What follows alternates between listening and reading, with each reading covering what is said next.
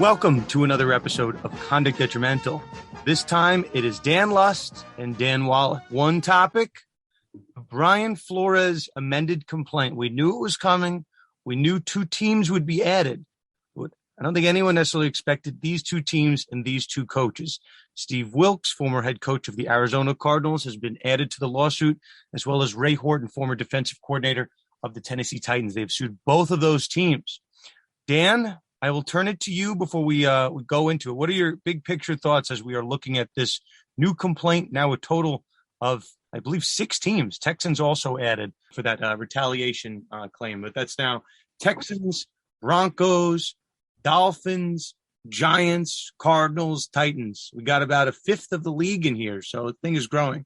Well, we got the entire league when you consider all the John Does that are named as defendants, and the John Does in this case are all the other NFL teams. I don't think there's a team out there that following discovery we're not gonna find out that there's been some sham, type interviews in the past. All these teams interview minority coaching candidates, and I don't think the buck stops at the 6th team, so to speak. So there's going to be more along those lines. But with this filing said to me, and I know we're going to get into it shortly with our guest today, but this was all about, for me, class certification. Sure, Brian Flores came bearing receipts. The allegation that he made in the complaint that there's a memo dated December 4th, 2019, that chronicles or discusses the tanking allegation and the offer of a bribe. But this lawsuit isn't about tanking, tampering, or bribery. It's about racial discrimination. And what he brought to the table today, in my view, that really powers this case are 2 new plaintiffs, Steve Wilks and Ray Horton, that provide sort of coverage on the class certification issue. Because the problem that, in my view, that Flores always had was he had a job. He was a head coach for 3 years. He cannot possibly be an adequate class representative for the dozens of unnamed Black head coaches who never got a head coaching job. Well, this is where Ray Horton comes into play. Ray Horton was a 6, 7, 8 year defensive coordinator who fits the profile of a candidate who would be deserving of head coaching position based upon his track record in the league. And then, of course, Steve Wilks is the proverbial bridge head coach that serves the purpose of transitioning to another head coach. So I think that they have their bases covered in terms of finding suitable, adequate, and typical class representatives, because this complaint, even at the beginning, had enough power in it and it packed a big punch to get by a motion to dismiss, which I think when you view the complaint setting forth a short and plain statement and satisfying the basic pleading requirements, I think he was already there. This upgrade now speaks to the broader issue of getting this certified as a class. So I think it looks ahead beyond Rule 12b-6. We have a lot to unpack. And you mentioned we have a guest, Ben Volin of the Boston Globe, coming on. Kind of in the middle of all this, there are reports from Ben, who will get into it, as well as Mike Flory over at Pro Football Talk, that Brady had this master plan. Tom Brady, I guess he's the greatest of all time. I don't think that's in debate, but he was planning to make a move back to the Miami Dolphins. Derek Jeter is being thrown around as a guy who had an ownership interest in the Miami Marlins. And there's been reporting from Ben, he'll get into it, but that Brady was making an angle to be part owner of the Miami Dolphins and also be quarterback for the team, something that's unprecedented really in sports. It just doesn't really happen. But on at least the reporting is that the Brian Flores lawsuit derailed this, that it kind of clouded up the organization, and Brady then switched gears. So yeah, I mean, we'll certainly talk about that angle of it. But I think it's important to see that this has had ramifications throughout the league, and the quarterback dominoes certainly shook out in a very different way. Dan, you mentioned Steve Wilks, Ray Horton. The class is certainly not closed. We haven't had a determination on this. I was on Tennessee radio today with one of my friends, Buck Reising, and they wanted to ask me about the Tennessee Titans allegation. And we should address the elephant in the conduct detrimental room, Dan. This podcast. Oh, yeah, that's right. That's right. I had the thought, and I was very careful on my tweets because I don't want to get Dan Worley yelling at us. But this podcast used to be hosted by a man named Dan Worley. Dan Worley has since gone on to become the general counsel of the Tennessee Titans. This is not a running joke. This is true. You can look him up on Wikipedia and Google and all these fun places. So someone that used to sit in this podcast seat is now dealing with this issue head on, that they just got named as the defendant in a lawsuit. So the evidence tying the Titans in is pretty interesting, Dan. And I want to spend some time with this, which I think is, for sure, from an evidentiary perspective, very interesting. So Ray Horton was a defensive coordinator for a period of time for the Tennessee Titans, but he was in the consideration to be the head coach of the team. So the allegation is back in 2016, the Tennessee Titans were making a decision as who's to hire for their head coach. So I believe the season prior, Mike Mularkey was named the interim coach of the team. So the season, Titans didn't play that well with him as the interim head coach, but he was told either after the season ended or the season was winding up, listen, you're going to be the head coach. So we're going to go through all these other interviews, but you're the head coach. You got it. They went through this process of interviewing other people. They interviewed Terrell Austin, who's also, he's mentioned in this complaint. He's not necessarily a plaintiff in the lawsuit. I believe he's with the Steelers now, African-American coach, and Ray Horton, who's also interviewed for this coaching vacancy. So as Horton tells it in the complaint, he wasn't, necessarily thinking he was in consideration for the head coaching job, but someone called him and they said, get on a flight immediately. We're trying to interview someone for the head coaching position. The owner of the team, has to be out of the state really quickly. So we want you in immediately. So the allegation is that Horton interviewed, and after the interview, I guess Mike Mularkey was just kind of at Tennessee Titans HQ. And Horton thought it was weird because I guess Mularkey had already interviewed and the coach was supposed to have left town, or the owner was supposed to have left town by that point. So whatever. So that's the allegation, the complaint. So where is the support for this? Of all people, and if you can believe it, well, I posted the audio. I'm sure people can find it. Mike Mularkey joined a podcast in 2020, this random Steelers fan podcast, and they asked him a really open-ended question. I listened to the audio a couple times, and they said, Mike, you're not coaching anymore. Do you have any regrets in your entire career? Anything whatsoever? And I listened to the lead up. They're not asking him anything about his code, anything about racial questions, Flores questions. No interrogation. It was benign. It wasn't a leading question by any means. It was just a random open question. Say anything you want. And Mularkey answers, the biggest regret in my career, I'm a stand-up guy. I do everything the right way. And the biggest regret of my career is when the fix was in. There was a fake hiring process with the Tennessee Titans, and I knew about it ahead of time. And I let Ray Horton go through the process. I don't know if he mentioned Ray Horton, but that was the implication. So that I let everyone go through the process, and I knew I had the job the whole time. And that's just not how I do things. And I want to come clean about it right now. That was a podcast in 2020 that no one cared about, Dan. Until when? Until today, until April 7th of 2022, because it was referenced in the complaint and they read his quote in verbatim, and it's pretty damning, it's pretty bad. I wonder whether that was really him. Maybe it was Douglas Wigder going back in time, impersonating Mike Mularkey, because you couldn't ask for laid out on a silver platter. Right. It's like a gift from the gods, an admission from the inner sanctum that this was a sham interview process. Now, this is very important. I focused so much on the class certification aspect in my prior answer, but this allegation actually gives teeth to Flores' allegation that these interviews were essentially sham interviews. And the allegation that Flores relies upon is the text exchange between Bill Belichick and Brian Flores, in which there was an understanding, or at least Belichick was under an impression that Dable had already gotten the job. Well, that could be somewhat explainable as maybe Belichick was misinformed, or he didn't get the information directly from the source.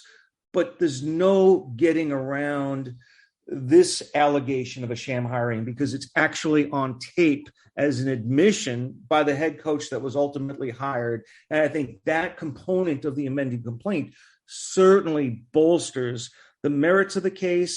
And if they were well past the threshold for getting by a motion to dismiss before, they're in the goal line now, coupled, of course, with all the other factual allegations, including the statistics surrounding minority hiring in the National Football League.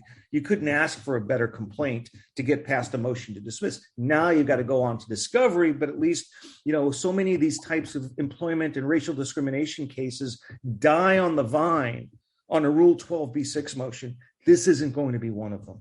I'm watching it closely kind of evolve. And Dan, you kind of said it. This response, and I heard, I don't know if I can divulge my sources, but I heard that this Mularkey was a little bit taken aback that this kind of came up. So I don't think it was a plant. I think that the sourcing is that Ray Horton heard this interview some period of time ago and then it's coming to the surface with it. The other thing, Dan, that we should bring up. So I think the Titans one is interesting. We should just mention it. I mentioned it online, right? This is textbook hearsay, right? It's an out of court statement that is unsworn. And we should mention what the Titans' response is here, which I thought, very closely resembled, Dan, what the Giants, how they responded to the Belichick allegations, which, we'll get into with Ben a little bit. But, essentially the messaging was, I'll quote the most important part. We conducted detailed in-person interviews with 4 talented individuals, 2 of whom were diverse candidates. No decision was made and no decision was communicated prior to the completion of all interviews.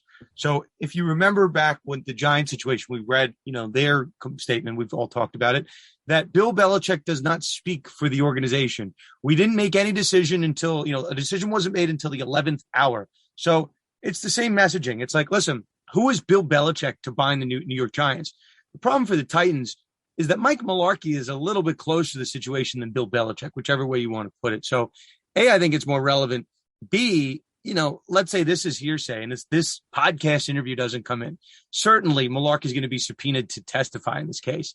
And, I don't know what he's going to do. If the guy wants a future in the NFL, he's probably not going to come in willfully. But it's pretty relevant. I think it's pretty relevant to the case. And Dan, let's talk about the hearsay exception, for example. This is an out-of-court statement that's being offered for the truth of the matter asserted. Aren't there exceptions to hearsay that could come into play here? Like is it a present sense impression? It's certainly not an admission by a party opponent, but is there a way to thread the needle? I mean, we can all hear it.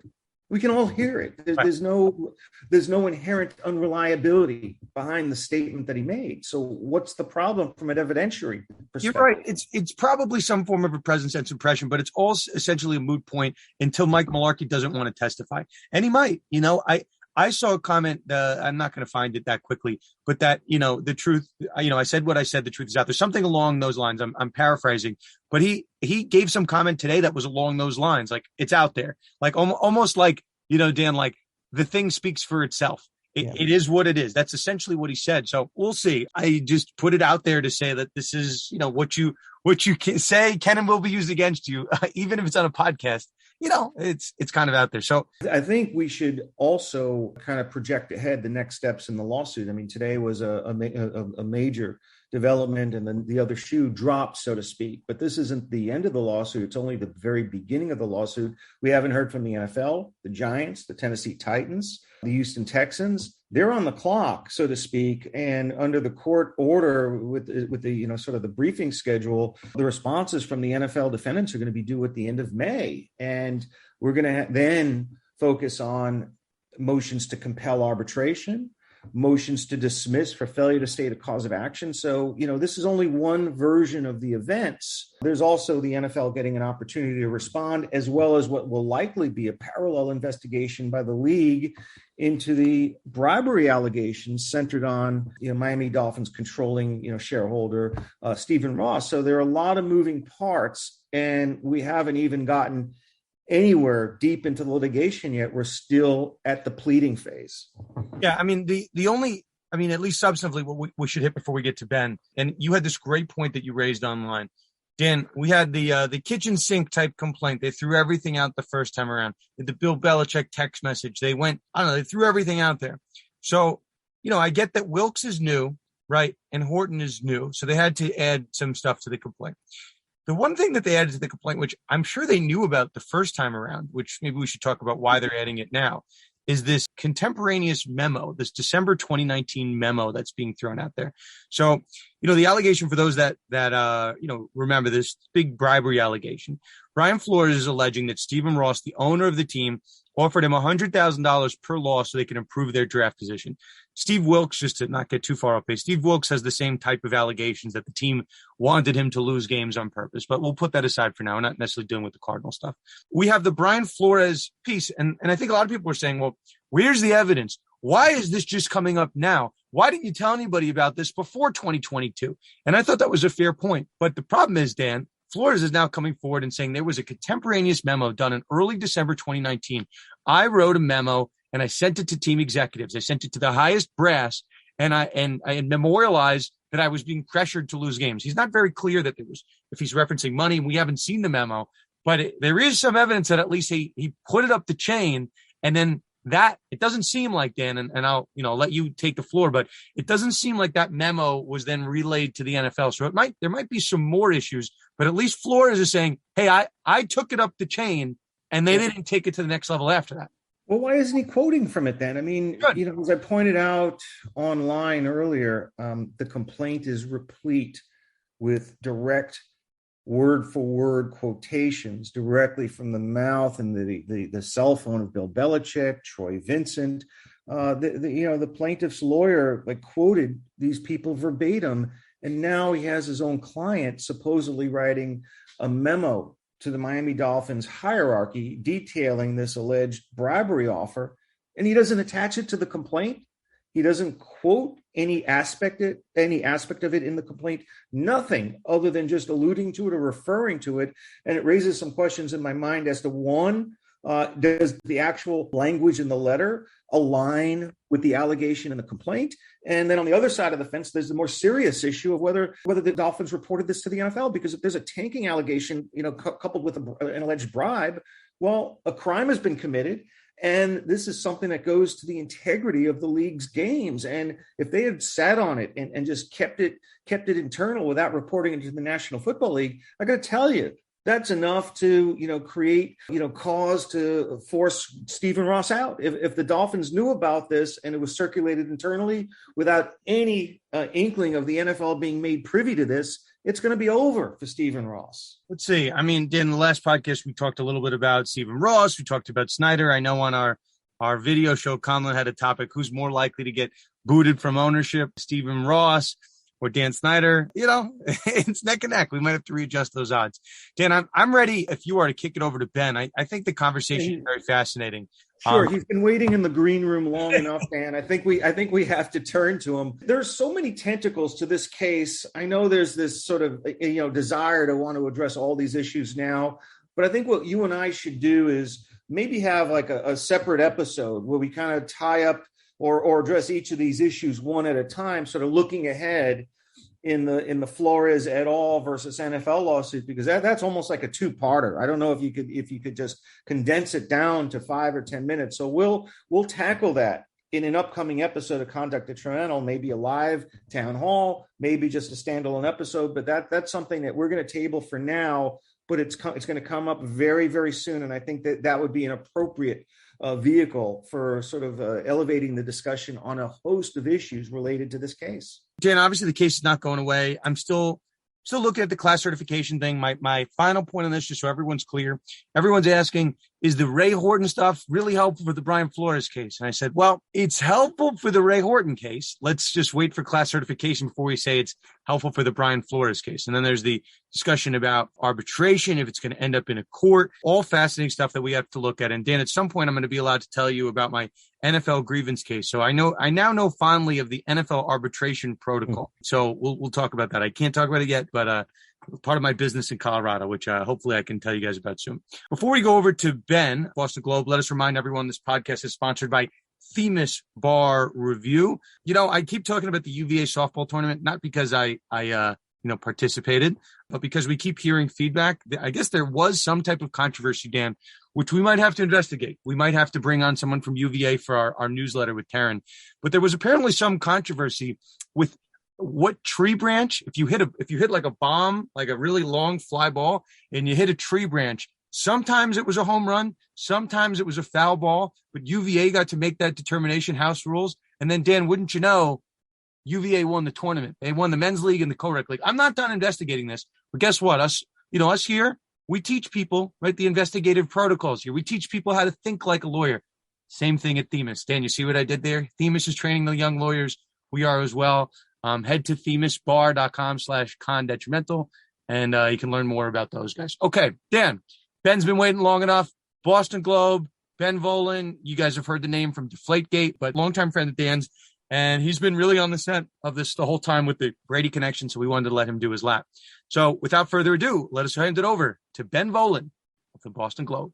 Wow, this is definitely a reunion for Conduct Detrimental. Our podcast was named after the Tom Brady Deflategate legal saga. Without Deflategate, there's no Conduct Detrimental, so it's fitting that we welcome back to the podcast the Boston Globe's venerable NFL columnist, the one and only Ben Volin. Ben, welcome to Conduct Instrumental, buddy. It's been a long time between visits. I remember back in the day, you and I were just in regular contact during Deflategate, and Brady always seems to come back. Yeah, Dan, great to see you. Thanks for having me. And yeah, I think I had you on speed dial back then for all your great legal takes on Deflategate, and really taught me a lot, you did, about the legal process. And that's what I loved about Deflategate, is how a normal person like me who didn't go to law school just learned how the legal process worked. But yeah, it seems like no matter the story these days, there's always a Tom Brady tie-in. So you got to love that. And even with this Brian Flores lawsuit, there's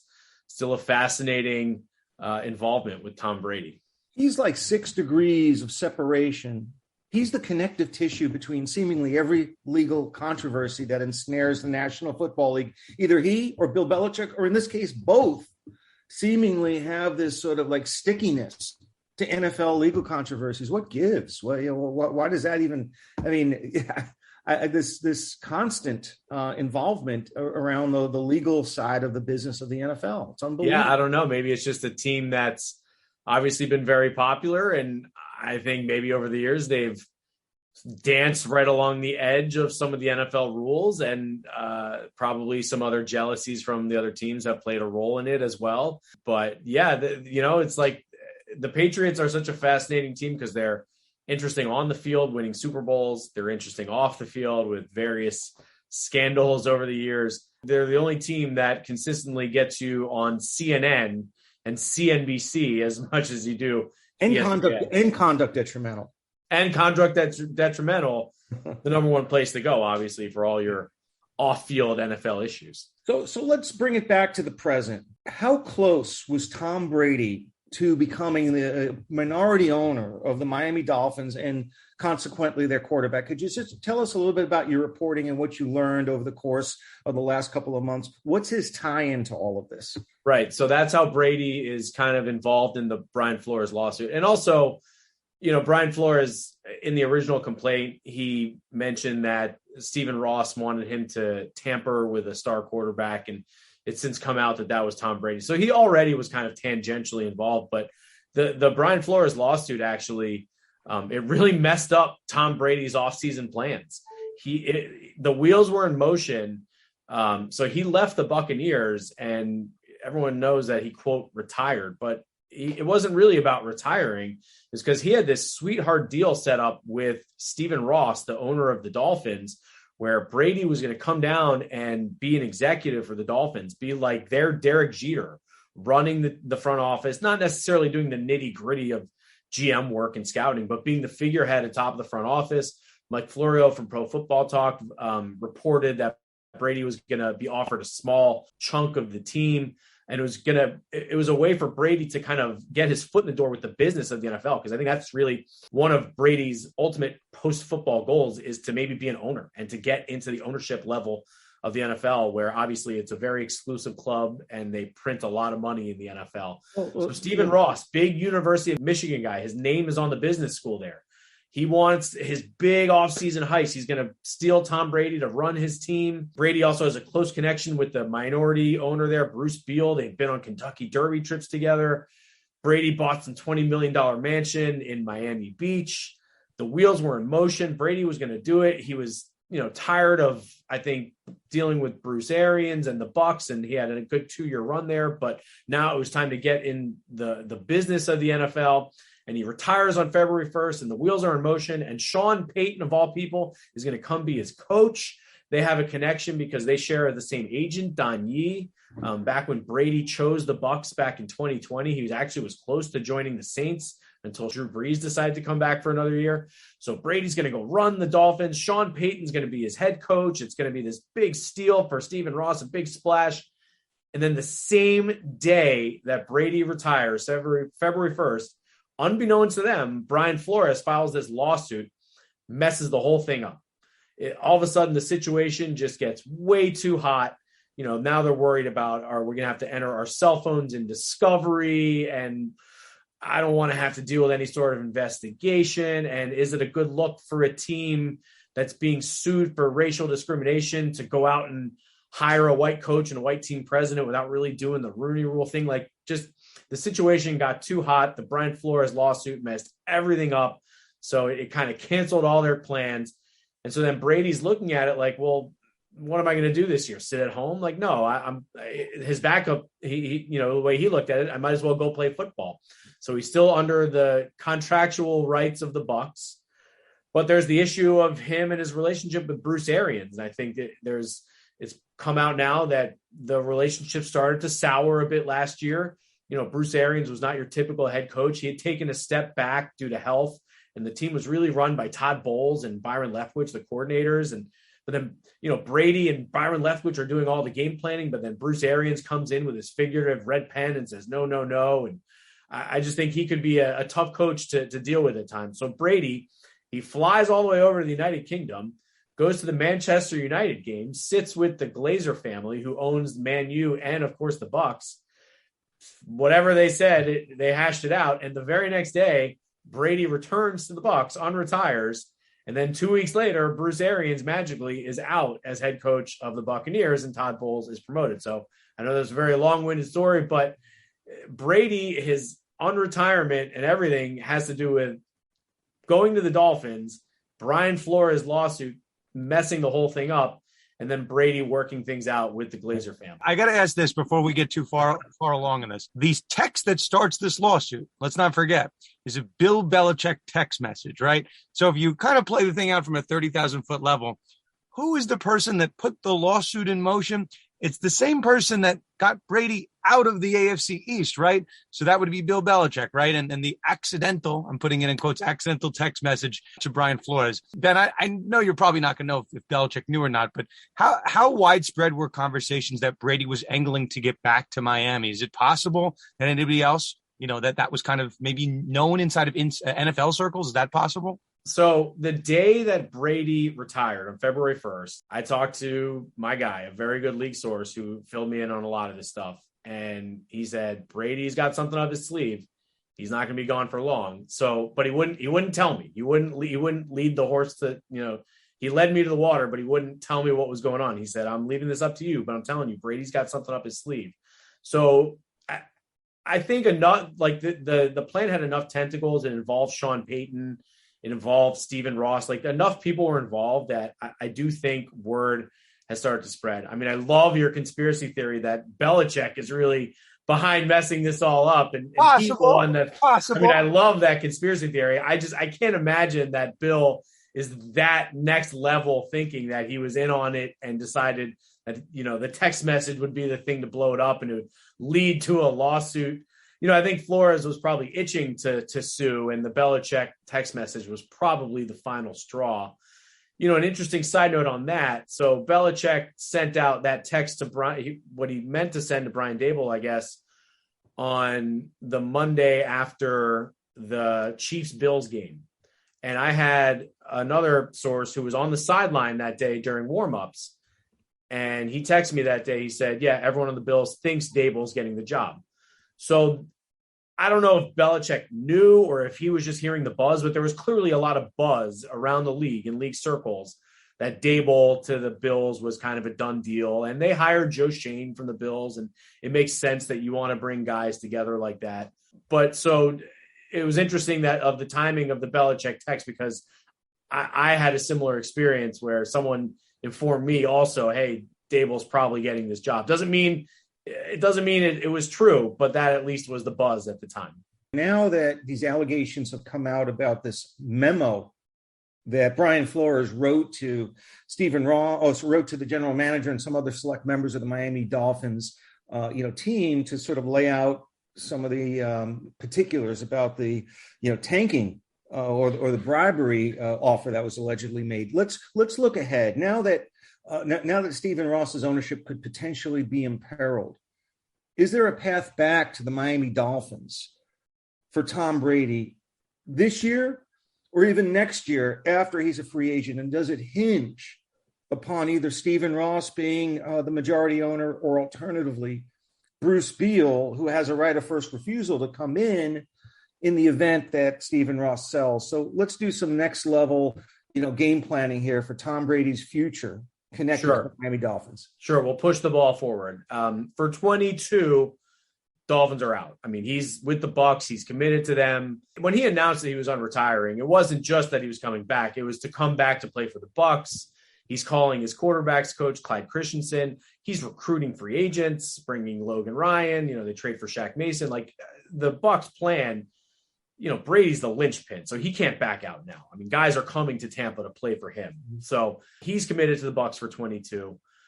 I think the Dolphins are still in play. You're right, though. The lawsuit is a big factor. And if Ross is still embroiled in this, and I can't imagine it's going to cost him his ownership, but it's certainly, I think it's in the realm of possibility. So yeah, I do think they need for all of this to cool down for Brady to potentially get back to Miami.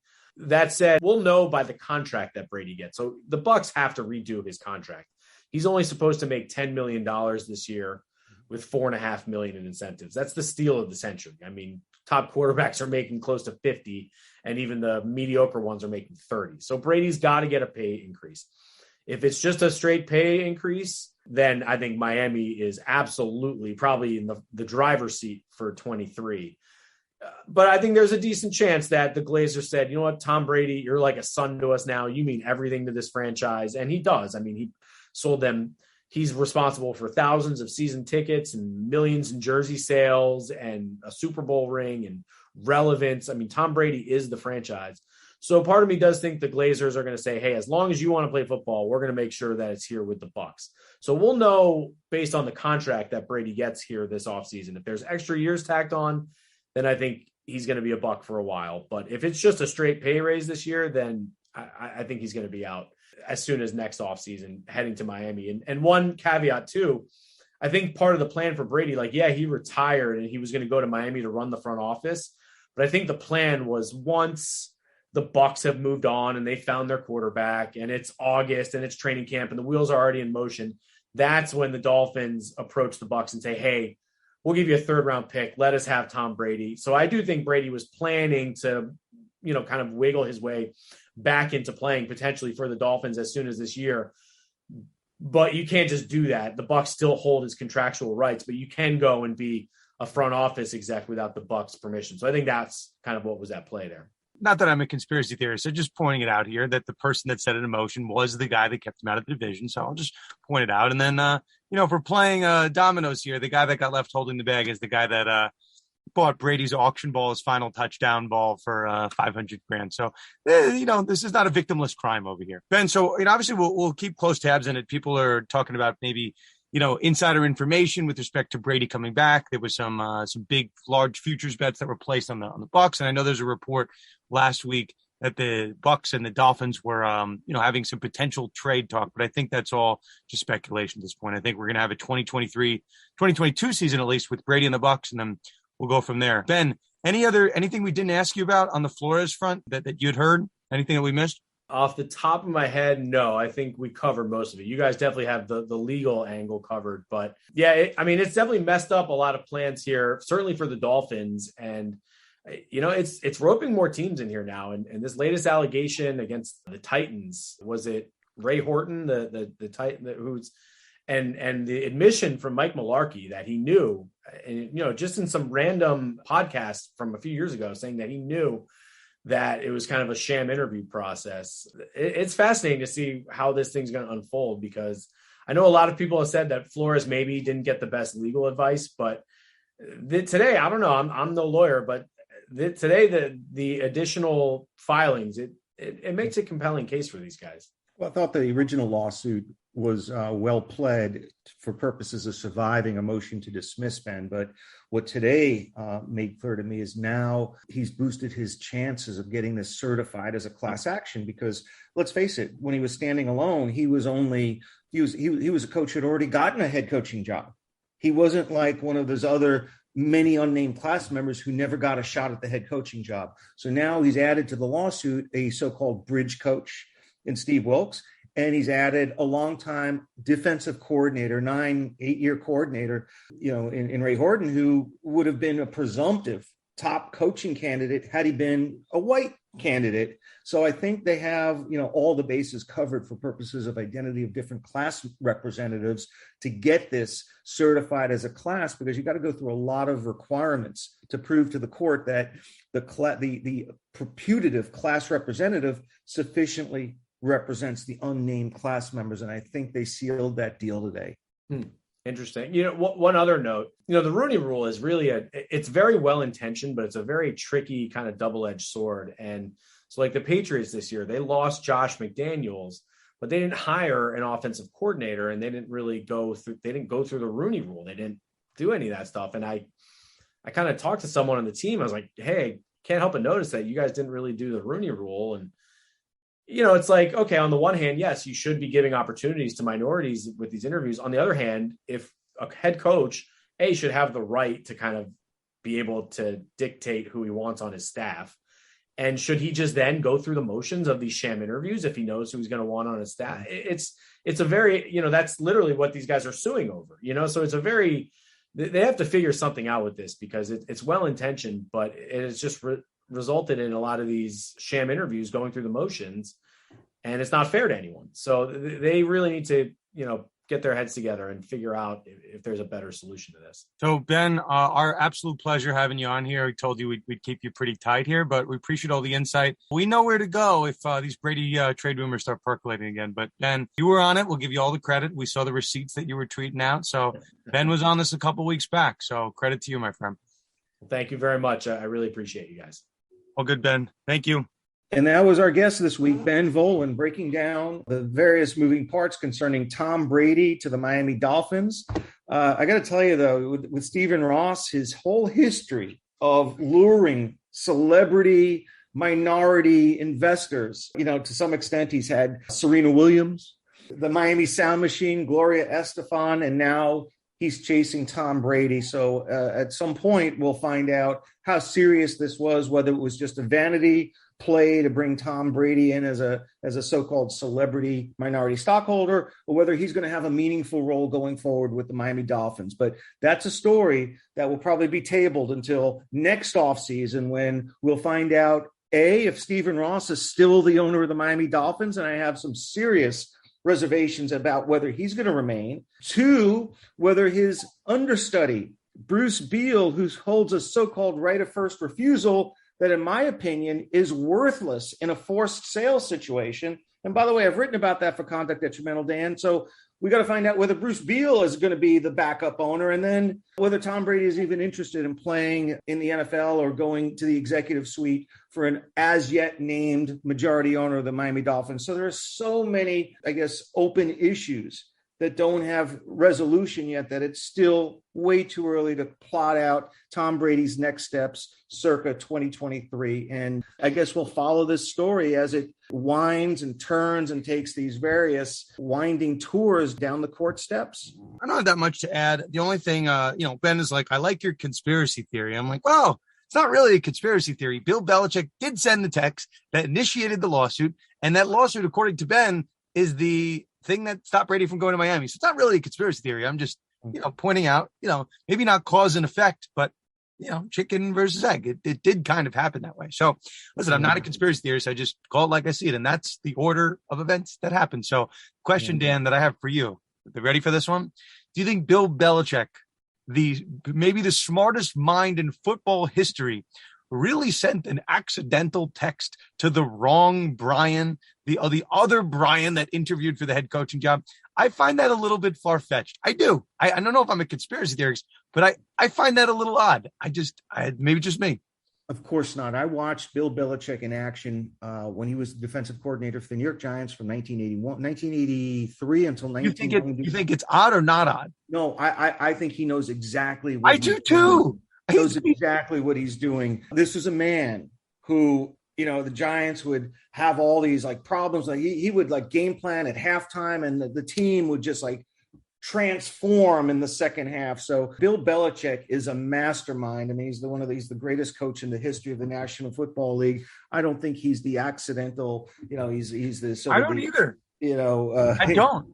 The absent-minded professor. Not Bill Belichick. I don't think so. So listen, I got to give credit where credit's due. I think it's a great theory. It was told to me by one of my Instagram followers, Justin Mex. I'll shout him out. M3CKES is his handle. And he's on the ball. He said, do you think it was an inside job by Belichick? And I'm like, that's a great call. So definitely a shout out. Listen, let's put this one in the books. We'll keep this fairly tight. We'll get 3 episodes this week. Lastly, reminder, podcast also sponsored by Underdog Fantasy. They rolled out some special Masters fantasy offerings. So Dan, the Masters, we got opening day, we got the NBA playoffs on the horizon. All of a sudden, the sports calendar is super hot. We had that little low, the Super Bowl, and now we're all of a sudden back in the thick of it. I love it. It's great. And then the sports law calendar is popping up too. It's fantastic. You know who's a serious underdog right now? Oh, Stephen Ross is a deep, deep underdog at this moment. The pendulum has swung way in the opposite direction. It doesn't look good for him. You cannot be an underdog if you're a billionaire. Those two things don't work together. At some point, I was given some inside information. The underdog's name is Bandit.